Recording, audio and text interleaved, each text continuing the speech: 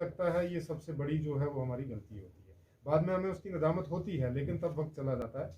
तो इन सारी चीज़ों का जो मेरा बताने का जो मेरा मकसद ये है कि आंकड़े भी बताना और साथ साथ में आपने अभी तक कितना साथ दिया और आपकी साथ देने की वजह से और आपके एसओपीज फॉलो करने की वजह से कितनी जो है वो कोविड की मैनेजमेंट में, कोविड की मिटिगेशन में और जो पेशेंट्स हैं उनके यहाँ पे हॉस्पिटल्स में आने में जो कमी हुई है, मतलब कि बेहतरी हुई है, उस बेहतरी को जो है वो आप लोगों ने नज़र में रखना है। इस बेहतरी को इसी तरीके से अगर हम आने वाले टाइम में भी, जो 10 दिन हमारे लिए बहुत क्रूशियल है, बहुत जो है वो इम्पोर्टेंट है, अगर उन 10 दिनों में भी हम इसी तरीके से काम करते रहे, बिना किसी ज़रूरत के या गैर ज़रूरी तरीके से बाहर नहीं निकलेंगे, एसओपीज़ का फॉलो करेंगे, तो मुझे लगता है कि हम काफ़ी हद तक जो है वो अपने पुलवामा डिस्ट्रिक्ट को जो है वो स्टेबलाइज कर लेंगे। और साथ ही साथ में हमारा जो इंफ्रास्ट्रक्चर हमने बताया है वो भी आने वाले 10 दिनों के अंदर जो है वो बढ़िया तरीके से तैयार हो जाएगा। और लास्ट टाइम भी मैंने कहा था, बहुत सारे लोगों के मुझे मैसेजेस भी आए हैं, मतलब 100 की तादाद में, हज़ारों की तादाद में मैसेजेस आते हैं व्हाट्सएप पे, ट्विटर पे, फेसबुक पे।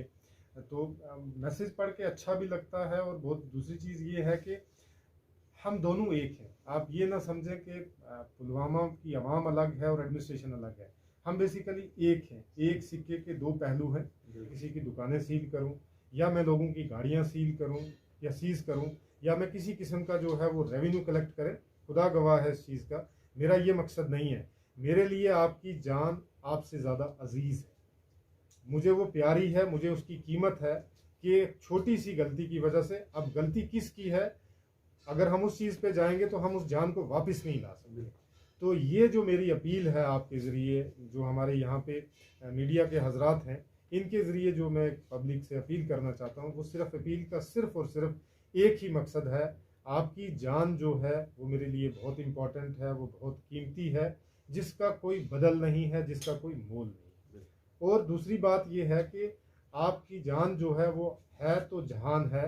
अगर पुलवामा में खुशहाली तभी आएगी जब हम सारों की जान की, माल की, इज़्ज़त की, आबरू की हिफाजत होगी। तो छोटी सी गलती की वजह से, छोटे से फ़ायदे के लिए अपनी जान की बाजी जो है वो हरगिज़ ना लगाएं। मेरी आपसे यही अपील है।